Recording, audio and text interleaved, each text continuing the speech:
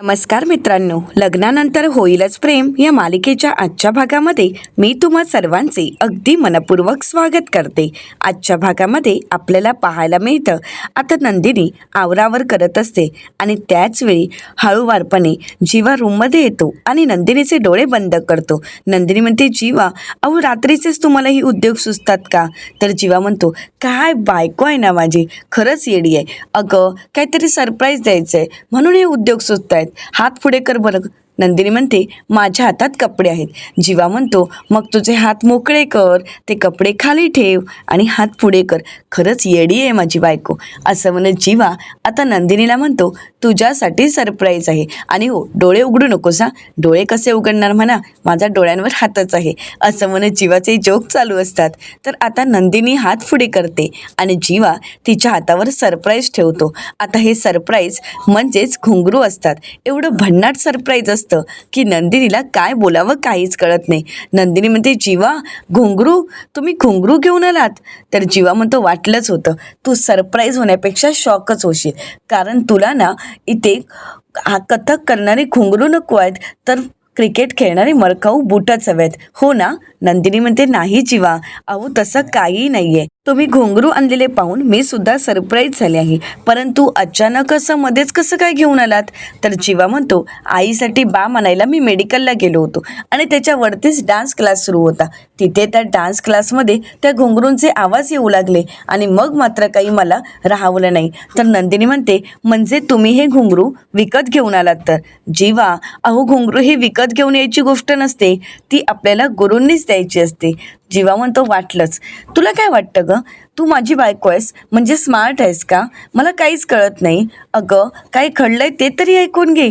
नंदिनी म्हणते, बरं नक्की काय घडलं ते सांगाल का मला? जीवा म्हणतो, हो सांगतो, ऐक आता. असं म्हणत आता जीवा घडलेला सर्व प्रसंग नंदिनीला सांगू लागतो.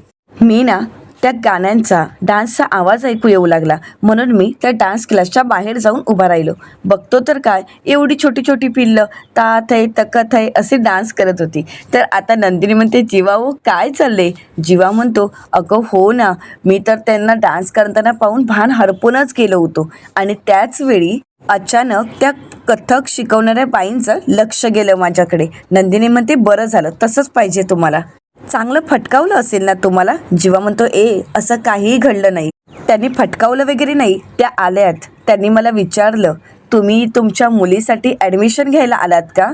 असं म्हणत जीवा लाजू लागतो. नंदिनी म्हणते, अरे बाप रे, बास, आता या पुढची स्टोरी तर मला अजिबातच ऐकायची नाही. जीवा म्हणतो, अगं ऐक तरी. असं म्हणत जीवा अगदी नंदिनीला पुढे काय घडलं ऐकून तरी घे असं म्हणत आता तिला ऐकण्यासाठी आग्रह करत असतो. नंदिनी म्हणते, नाही नाही, मला तर खरंच ऐकायचं नाही आहे की काय घडलं. जीवा म्हणतो, ऐक ना, खरंच खूप इंटरेस्टिंग आहे. नंदिनी म्हणते, ओके ठीक आहे, सांगा नक्की काय घडलं आणि जे घडलंय ना तेवढंच मला सांगायचं, उगाच अव्वाच्या सव्वा मला सांगायचं नाही या. असं म्हणत नंदिनी थोडी चिडलेली असते. तर जीवा म्हणतो, एक मिनिट, म्हणजे मी फेकतो असं वाटतंय का तुला? तर नंदिनी म्हणते, वाटायचं काय त्यात? जीवा म्हणतो, जा आता तर मी सांगणारच नाही, मी चाललो. असं म्हणत जीवा ही रागाने निघालेला असतो. नंदिनी जीवाची छान मस्करी करते आणि त्याला म्हणते, अहो थांबा, नवरा आहात ना म्हणून काही रुसायची गरज नाहीये, सांगा. तर जीवा नंदिनीला म्हणतो, मी क्रिकेट खेळतो ना, मी फेकतो, त्यामुळे मला आता बोलायचंच नाही. नंदिनी म्हणते, बोला. जीवा म्हणतो, सॉरी, आपण बसून बोलूयात का? असं म्हणत जीवा नंदिनीला शांत बसवतो आणि त्यानंतर त्यांच्या गप्पा सुरू होतात. जीवा नंदिनीला म्हणतो, पुढे ना खूप इंटरेस्टिंग आहे. त्यांनी मला विचारलं, काय? तर आता ते मला विचारत होते की तुम्ही तुमच्या मुलीच्या ॲडमिशनासाठी इथे आलात का? तर मग मी म्हटलं हो. तर नंदिनी म्हणते, जीवा. तर जीवा म्हणतो, ऐक तरी पुढे. तर त्या मला विचारत होत्या की तुमची मुलगी किती वर्षाची आहे? मग मी त्यांना म्हटलं, नाही, आमची मुलगी अजून या जगात आली नाही आहे, म्हणजे आम्हाला अजून मुलगी झाली नाही आहे. तर नंदिनी म्हणते, मग? तर जीवा म्हणतो, बघ, घुंगरू वाजवत सांगतो की हे बघ, हे शेवटचा होता. म्हणजे मी बोलल्यानंतर क्लासमध्ये कोणीच घुंगरू वाजवत नव्हतं, म्हणजे पिन ड्रॉप सायलेंट होतं, सगळेजण माझ्याचकडे बघत होते. तर आता नंदिनी म्हणते, मग तुम्ही काय केलं? तर जीवा म्हणतो, मग काय, मग मी त्या बाईंकडे गेलो, त्यांना रिक्वेस्ट केली. मी त्यांना म्हटलं, मला हे घुंगरू द्याल का? Please please please. म्हणजे आम्ही रोज, माझी बायको आणि मी रोज म्हणत असतो की आपल्या घरात कथक करणारे घुंगरूच यायला हवेत. मी त्यांना प्रॉमिस केलं की आम्हाला ज्यावेळी मुलगी होईल ना त्यावेळी 100% आम्ही तुमच्याच क्लासमध्ये घालणार 100%. त्यावेळी त्या हसल्या आणि त्यांनी मला हे घुंगरू आणून दिले. तर नंदिनी म्हणते काय? जीवा म्हणतो हो. आणि ते हे सुद्धा म्हणाले की जेव्हा तुमची बायको गरोदर राहील ना त्यावेळी त्यांना कथ्थकचे कार्यक्रम दाखवा, म्हणजे तुमच्या मुलीची पूर्वतयारी होईल. तर आता नंदिनीला हसायला येतं. नंदिनी जीवाला म्हणते जीवा हो काय हे काय चाललंय तुमचं? म्हणजे तुम्ही एखाद्याला कन्व्हिन्स करून आपली वस्तूही देऊ शकता आणि एखाद्याला कन्व्हिन्स करून जग विकतही घेऊ शकता, हो ना? तर जीवा म्हणतो मग काय सवाल आहे का, असं म्हणत आता त्या दोघांच्या गप्पा चालू असतात. तर नंदिनी जीवाला म्हणते समजा समजा आपल्याला मुलगी नाही झाली. आणि आता मात्र जीवा पुढचं ऐकून न घेताच चिडतो आणि म्हणतो वाटलंच होतं तू असं काहीतरी बोलणार, आता तर मला काही ऐकून घ्यायचंच नाही. नंदिनी म्हणते अहो ऐका तरी. जीवा म्हणतो नाही नाही मला काहीच ऐकायचं नाहीये. तर त्याचवेळी नंदिनी पाहते तर तिला एक फोन आलेला असतो जीवाला. ती म्हणू लागते जीवा बघा ना अननोन नंबरवरून फोन येतोय. तर जीवाही पाहतो तर एक वेगळा नंबर असतो. तर जीवा नंदिनीला म्हणतो उचल बघ आपल्याला कळेल नक्की कोणाचा फोन आहे आणि फोन स्पीकरवर टाक बघ नक्की कोण आहे, असं म्हणताच आता नंदिनी फोन रिसीव्ह करते. आता नंदिनी फोन उचलत म्हणते हॅलो कोण बोलतंय, परंतु समोरून कोणच बोलत नाही. आणि म्हणून जीवा म्हणतो हॅलो कोण बोलतंय. तर आता समोरची व्यक्ती म्हणते हॅलो ज्या शिरताय ना ते सैतानाचे गर्भ आहे, वेळीच सावध व्हा आणि वेळीच माघार घ्या. तर त्यावेळी जीवा म्हणतो ओ हॅलो कोण बोलताय तुम्ही. तर ते म्हणू लागतात मास्टर. तर नंदिनी त्यांना सरळ विचारते मास्टर म्हणजे तुम्हीच मुलं पळवण्याचं रॅकेट चालवता ना. आता समोरची व्यक्ती नंदिनीला म्हणते मला अति हुशार विद्यार्थी आवडत नाहीत. तर नंदिनी म्हणते आणि मला हार मानायला आवडत नाही.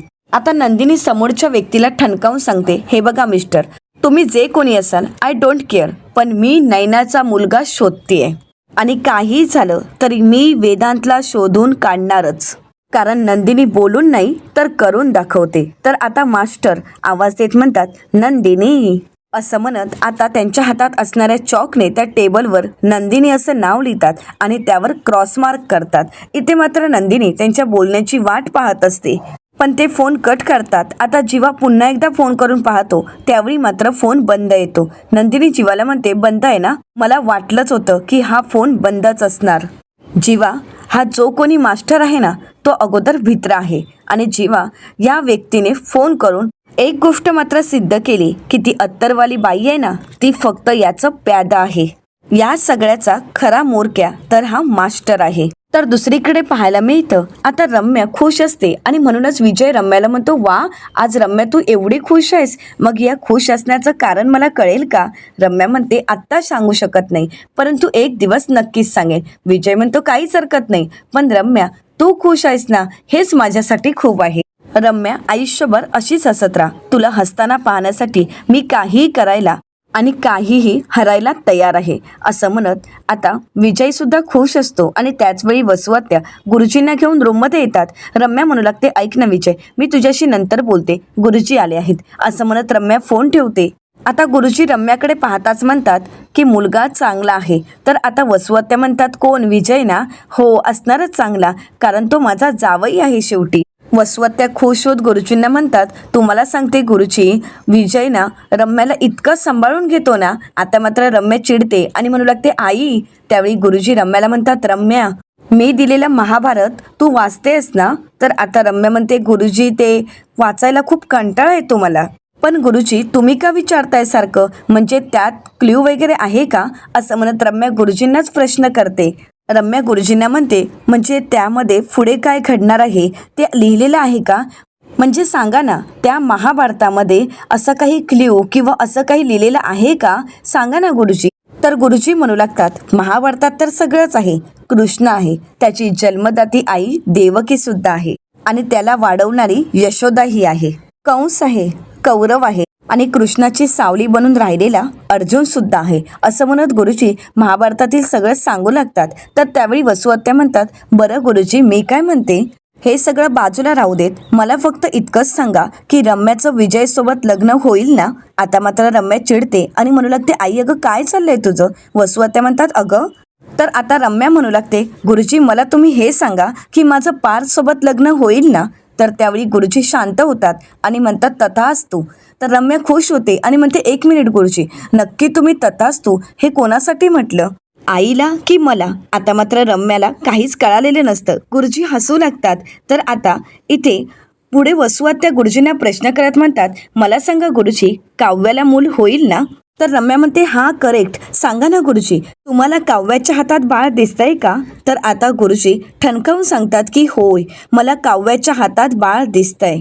रम्या म्हणते काय? म्हणजे गुरुजी तुम्हाला काव्याच्या हातात बाळ दिसतंय आणि तुम्हाला माझं आणि पार्थचं लग्नही दिसतंय, असं कसं शक्य आहे गुरुजी? गुरुजी नक्की सांगा ना, काय घडणार आहे? तर गुरुजी म्हणतात येतो मी, उशीर होतोय, असं म्हणत गुरुजी निघून जातात. वसुआत्यांनी रम्या गुरुजींना थांबवण्याचा प्रयत्न करतात, परंतु गुरुजी काही थांबत नाही. वसुआत्या म्हणतात काय बडबडत गेले काहीच कळालं नाही मला तर एक कळत नाहीये रम्या, की या दोन्ही गोष्टी कशा काय होतील? तर रम्या वसुआत्यांवर चिडते आणि म्हणू लागते आई, अगं मला कसं माहीत असणार? तर वसुआत्या म्हणतात अगं पण जाऊ देत, तुझ्याशी बोलण्यात काहीच अर्थ नाही. पण गुरुजी काय म्हणालेत, विजय चांगला मुलगा आहे. आता हे वाक्य ऐकून वसुआत्या मात्र खुश होतात. तर दुसरीकडे पाहायला मिळतं काव्या हातात पपई घेऊन किचनमध्ये उभी असते आणि हे पाहून रम्या खुश होते. तरीसुद्धा रम्या अगदी घाबरल्याचं नाटक करते आणि काव्याला म्हणते काव्य गं काय करतेस? काव्या म्हणते काही नाही गं, बघ ना किती छान आहे पपई, मग खाण्याची इच्छा तर होणारच ना. असं म्हणत आता काव्या पपई कापायला घेते. रम्या म्हणते काव्या, अगं असं कसं चालेल? तू प्रेग्नेंट आहेस ना? अगं तू प्रेग्नेंट आहेस म्हणून घरात किती सर्वजण आनंदात आहेत. तर आता काव्या रम्याला प्रश्न करत म्हणते आणि माझ्या आनंदाचं काय? माझ्या आनंदाचं काय रम्या? अगं बघितलंस ना, तुझी मैत्रीण आली आणि ती काय बोलली, आठवतंय ना तुला? अगं रम्या, तुला सुद्धा ते पटलं होतं ना? रम्या तुझं आपलं बरं आहे, म्हणजे तुझं अजून लग्न झालं नाही, तू आई होणार नाहीयेस, तू अजून मोकळी आहेस ग, म्हणजे मूल होणार आहे आपल्याला, हे तुझ्या डोक्यावर टेन्शन नाहीये ग. पण या सगळ्या टेन्शनमधून मी जाते ग रम्या, माझं काय होतंय ना ते माझं मला माहीत आहे ग. नाही ग नाही, आता या क्षणाला या घरात मला समजून घेणारं कोणीच नाही, असं म्हणत काव्या अगदी आपल्याला खूप त्रास होतोय असं रम्याला दाखवून देत असते आणि रम्या मात्र खुश असते. आता रम्याच्या चेहऱ्यावरचा आनंद काव्याने पाहिलेला असतो. आता काव्या पुढे रम्याला म्हणते, रम्या खरं सांगू का, अगं तू एकच आहेस जी या घरात मला समजून घेऊ शकतेस, जी मला साथ देऊ शकते. रम्या तू माझी मदत करशील? आता रम्या खुश होते आणि म्हणते मी काय मदत करायची आहे तुझी? तर आता काव्या म्हणते आता कसं सांगावं कळत नाहीये मला. आता काव्या सांगण्याची उत्सुकता रम्याला असते आणि रम्या अगदी मनापासून काव्याचं बोलणं ऐकत असते. काव्याने रम्याचंच वाक्य रम्याला बोलून दाखवलेलं असतं, रम्या तू उद्या माझ्यासोबत हॉस्पिटलला येशील का? आता मात्र रम्याला उड्या माराव्याशाच वाटत असतात. रम्याला कशा उड्या मारू काहीच कळत नसतात, इतका आनंद झालेला असतो आणि हे सगळं काही काव्याला माहीत असतं. तर काव्या रम्याला हे सगळं काही खरं वाटावं म्हणून मग ते खूप झालं ग रम्या, आता खरंच कंटाळा आला या सगळ्याचा, या सगळ्यातून मला सुटका हवी आहे. आता मात्र रम्या काय देवाला हात जोडते, आभार काय मानते. तर इकडे काव्या म्हणू लागते बस माझं आयसचं स्वप्न होईपर्यंत तरी मला सुटका हवी आहे, नंतर घेईन ना मी चान्स, असं म्हणत आता काव्या अगदी सगळं काही रम्याला सांगत असते. रम्या खुश होते. तर काव्या लगेच मागे वळते आणि रम्याला म्हणते येशील का तू माझ्यासोबत हॉस्पिटलला? रम्या म्हणते मी? तर काव्या म्हणते हो, माझा फक्त तुझ्यावरच विश्वास आहे, तू येशील ना माझ्यासोबत? रम्या म्हणते हो येईन ना. काव्या म्हणते थँक्यू सो मच रम्या, तूच आहेस जी मला समजून घेऊ शकतेस. रम्या आपण उद्या हॉस्पिटलला जाणार आहोत, पण घरच्यांना कोणाला काहीच सांगू नकोस. रम्या म्हणते मी का सांगेन? तर आता काव्या म्हणते थँक्यू सो मच रम्या, असं म्हणत तिला मिठी मारते. तर रम्या म्हणू लागते काव्या आता बघच उद्या, आता तुझ्या ह्या मनातली इच्छा मी घरच्यांना दाखवून देईन, असं म्हणत रम्याच्या डोक्यात वेगळाच प्लॅन शिजत असतो. तर रम्या पुढे काव्याला म्हणते काव्या तू आराम करा, गुड नाईट, असं म्हणत रम्या तिथून निघून जाते. आता काव्या रम्याकडे पाहते आणि म्हणते किती निर्लज्ज असेल ग तू रम्या, तुला असं वाटते की तू उद्या माझा पर्दाफाश करणार आहेस, पण रम्या हा तुझा गैरसमज आहे, कारण उद्या तुझा खरा चेहरा मी सगळ्यांसमोर आणणार आहे. आता ही काव्या परत एकदा तुला दाखवून देईल की ओरिजिनल काव्या काय करू शकते ते. तू मला पपई खाऊ घालणार आहेस? अगं नाही, जर तुझ्या वाईट इच्छांचा सगळ्यांचा ज्यूस केला ना तर नावाची काव्या पार्थ देशमुख नाही, कळलं का? रम्या शितोळे, असं म्हणत काव्याने आता रम्याला चांगलंच अडकवलेलं असतं. काव्या म्हणते ऑल दी बेस्ट रम्या. असं म्हणत आता काव्य हसू लागते. तर दुसऱ्या दिवशी जीवा जिमवरून येताच नंदिनीला आवाज देत म्हणतो, नंदिनी माझं डाएट फूड घेऊन ये. नंदिनी म्हणते हो आणते. जीवा म्हणतो आणलंयस तर दे. तर नंदिनी लगेच जीवाला डाएट फूड देते आणि त्याचवेळी दरवाजाची बेल वाजते. नंदिनी म्हणते थांबा मी बघते. असं म्हणत नंदिनी जाऊन दरवाजा उघडते. तर आता चित्राताई, नैना आणि तिचं बाळ म्हणजेच वेदांत आलेला असतो. नंदिनी खुश होते आणि म्हणते अहो ऐकलत का, कोण आलंय बघा आपल्या घरी, वेदांत. तर आता जीवा खुश होतो, लगेच वेदांतला उचलून घेतो आणि म्हणतो अरे वांग्या कुठे गेला होतास रे बछड्या, बस इथे. असं म्हणत आता तो चित्राताई आणि नैनाताई यांनाही बसवतो आणि म्हणतो बोला तुमच्यासाठी काय आणू, म्हणजे ज्यूस, कोल्ड्रिंक किंवा कैरीचं पन्नं. तर चित्राताई म्हणतात नाही नको, आम्हाला काहीच नको आहे. तर आता जीवा त्याचं डाएट फूड वेदांतला खाऊ घालतो आणि म्हणतो हे तर तुला नक्कीच आवडेल, बघ कसं झालंय. तर आता नंदिनी म्हणते हे सगळं काही घडलं कसं, वेदांत घरी आला कसा, त्याला कोणी घरी आणून सोडलं का. तर आता चित्राताई म्हणू लागतात काहीच कळालं नाही. खरं तर वेदांत ज्यावेळी घरी आला त्यावेळी त्याच्या डोळ्यावर पट्टी होती, परंतु ती कोण माणसं होती, काय होतं, काहीच त्याला माहीत नाही आहे. आम्ही त्याला विचारण्याचा प्रयत्न केला पण त्या लोकांनी खेळणी देऊन त्याला एका रूममध्ये बंद करून ठेवलं होतं. तर आता नैना म्हणू लागते अजून तो लहान आहे त्यामुळे त्याला काही सांगता येत नाही. तर आता जीवा म्हणू लागतो जाऊ देत, त्या सगळ्या गोष्टी बाजूला ठेवा, पण आपला वेदांत सापडलाय ना हेच आपल्यासाठी खूप आहे. चल वेदांत आता मी तुला मस्त लॉनवर खेळायला घेऊन जातो. तर त्यावेळी चित्राताई म्हणतात जीवा दादा आता नको, कारण त्याला ताप आहे, आम्ही त्याला डॉक्टरकडे घेऊन जात आहोत, तो घाबरला आहे. तर जीवा म्हणतो हरकत नाही. तर आता जीवा म्हणू लागतो पण आता सावध राहा आणि सतर्क राहा, असा कोणावरही विश्वास ठेवू नका. तर नैनाताई म्हणतात हो नक्कीच. आता नैनाताई आणि चित्राताई वेदांतला घेऊन निघून जातात. तर जीवा म्हणतो नंदिनी अगं किती आनंदाची बातमी आहे ना, म्हणजे हा प्रॉब्लेम सॉल्व्ह झाला. तर नंदिनी काहीच बोलत नाही, ती रूममध्ये निघून जाते. जीवा म्हणतो काय झालंय नंदिनी, अगं बोल तरी. परंतु नंदिनी काही बोलत नाही आणि रूममध्ये निघून जाते आणि जीवासुद्धा तिच्या मागून निघून जातो. तर दुसरीकडे पाहायला मिळतं पार्थ आपलं ऑफिसचं काम घरूनच करत असतो. तो त्याच्या रूममध्ये लॅपटॉपवर काम करत असतो आणि त्याचवेळी तिथे रम्या आलेली असते. रम्या पार्थला म्हणते हाय पार्थ. पार्थ म्हणतो हाय. रम्या विचारते काव्या रेडी आहे का, ती तयार झाली आहे का. तर काव्या आवाज येत म्हणते हो हो मी तयार आहे, चल निघूयात. असं म्हणत आता काव्या आणि रम्या निघत असतात. तर पार्थ म्हणतो एक मिनिट कुठे निघालात. तर काव्या म्हणते हे मी तुम्हाला का सांगू. तर पार्थ म्हणतो मी साधा सरळ प्रश्न विचारला की कुठे निघालात. तर काव्या म्हणते मला कंटाळा आलाय तुमच्या प्रश्नाची उत्तरं देऊन, प्रत्येक वेळी तुम्ही का मला प्रश्न विचारणार आणि प्रत्येक वेळी मीच का तुमच्या प्रश्नांची उत्तरं द्यायची. नाही देणार उत्तर, मी कुठे जाते हे तुम्ही मला विचारू नका. पार्थ म्हणतो मी म्हणालो ना मी साधा सरळ प्रश्न विचारला. तर काव्या म्हणू लागते साधं सरळ आपल्यात काहीच राहिलेलं नाहीये पार्थ, त्यामुळे देशमुख उगाच तुमच्या या प्रश्नांना साधेपणाचं लेबल लावू नका. खरंच मी कंटाळली आहे तुमच्या या प्रश्नांना आणि तुमच्या या प्रश्नांची उत्तरं देऊन. असं म्हणत काव्या चिडलेली पाहून रम्या नाटक करत म्हणते काव्या अगं का चिडतेस, काय एवढी चिडचिड करतेस, जाऊ देत ना, उगाच नको ना वाद घालूस. पार्थ आम्ही बाजूला नवीन सुरू झालाय ना मॉल तिथेच चाललोय. तर आता पार्थ रम्याचं कौतुक करत म्हणतो याला म्हणतात साधं सरळ दिलेलं उत्तर, उगाच एवढा वाद घालायची काहीच गरज नव्हती. एनिवे चला मी सुद्धा येतो तुमच्यासोबत. काव्या म्हणते काय. तर पार्थ म्हणतो हो तुम्ही मॉललाच जात आहात, मग तुमच्या सगळ्या शॉपिंगच्या बॅग घेण्यासाठी कोणीतरी हवंच ना तुमच्यासोबत, चला मग मी येतो. काव्या म्हणते काही गरज नाही, तुम्ही काय येताय आमच्यासोबत, ठरलंय ना आमचं, दिसतंय ना तुम्हाला आम्ही दोघी जातोय, मग तुम्हाला तिथे यायची काहीच गरज नाहीये देशमुख. मी आणि रम्याने प्लॅन केलाय त्यामुळे आम्ही दोघी जाणार आहोत, तुमचं काय आहे मध्ये मध्ये. असं म्हणत काव्या आता पार्थला येण्यापासून थांबवत असते. तर पार्थ म्हणतो आणि अभ्यासाचं काय. तर काव्या पार्थला ठणकावून सांगते की ज्याचा अभ्यास करते ते IAS साठीच चाललोय आम्ही. आता मात्र रम्या पार्थ आणि काव्याकडे पाहू लागते.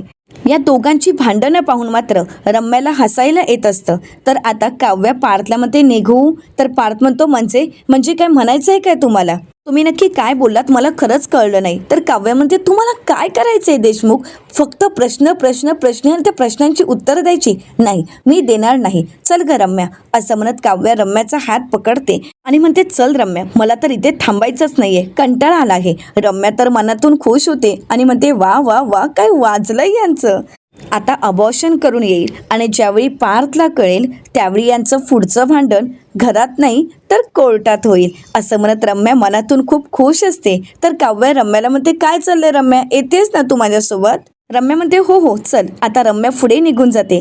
काव्या पुन्हा एकदा मागे वळून पार्थकडे पाहते आणि इशाऱ्यानेच खूप छान चाललंय नाटक असं सांगताच पार्थसुद्धा काव्याला हार्ट सेव्ह करत माझं तुमच्यावर प्रेम आहे असं खुणावूनच सांगतो. आता काव्या पार्थकडे पाहते, स्माईल करते आणि अगदी दोघांनी मिळून हे प्लॅन खूप छान केलेलं असतं आणि या सगळ्यामध्ये मात्र रम्या चांगलीच अडकलेली असते. तर दुसरीकडे नंदिनी अस्वस्थ असते. ती रूममध्ये येते. जीवा म्हणतो नंदिनी अगं काय झालंय, काय एवढी अस्वस्थ आहेस? अगं वेदांत सापडलाय आणि आपल्याला हेच तर हवं होतं. बघ आता आपण सेलिब्रेशन करू शकतो. आता ही वेळ सेलिब्रेशन करायची. तू एवढी अस्वस्थ का दिसतेस? नंदिनी अगं काय झालंय? तर नंदिनी जीवाला म्हणते जीवा मला वाटत होतं की तो मास्टर नक्कीच वेदांतला सुखरूप घरी पाठवेल. तर आता जीवा नंदिनीला म्हणतो अगं तसंच तर झालं आहे. तर आता नंदिनीला फोनवरचं बोलणं आठवतं. नंदिनी मास्टरला म्हणालेली असते की मी नैनाचा मुलगा शोधतेय आणि मी वेदांतला शोधून काढणारच. कारण नंदिनी बोलून नाही तर करून दाखवते. आता नंदिनी जीवाला म्हणते जीवा त्या मास्टरने वेदांतला मागे परत पाठवलं कारण त्याला माहीत होतं की आपण या सगळ्याचा शोध घेतोय आणि आपण मुळापर्यंत पोहोचणार. आपण त्याला फोनवर म्हटलं होतं ना की आम्ही या सगळ्याचा शोध घेणार आणि म्हणूनच त्याने वेदांतला सुखरूप पाठवला आहे. म्हणजे त्याला माहीत आहे, त्याला भीती आहे की नक्कीच आपल्या सगळ्या गोष्टी कोणाला तरी कळू शकतात. म्हणजेच त्याच्या नक्की काय चालल्या आहेत गोष्टी किंवा त्याची काय प्लॅन चालू आहेत आणि नक्की काहीतरी महत्त्वाची अशी गोष्ट आहे जी त्याला वाटते की आपल्या कोणालाही कळू नये आणि म्हणूनच त्याने वेदांतला सुखरूप घरी पाठवलंय जीवा. तर जीवा नंदिनीने म्हणतो अगदी करेक्ट आहे. म्हणजे त्याला आता कळालं की आपण या सगळ्याचा शोध घेणार आणि आपण या सगळ्यामध्ये पडू नये म्हणजे माघार घ्यावी यासाठीच त्याने वेदांतला परत पाठवलंय. पण त्याला जसं वाटतंय तसं आता होणार नाही. आपण याच्या सगळ्याच्या मुळापर्यंत पोहोचायचं आहे. नंदिनी म्हणते नक्कीच जीवा या सगळ्याचा शोध घ्यावाच लागेल कारण अजून चंदन पाळणा घरातील मुलगा सापडलाच नाहीये. त्याचंही अपहरण झालं आहे.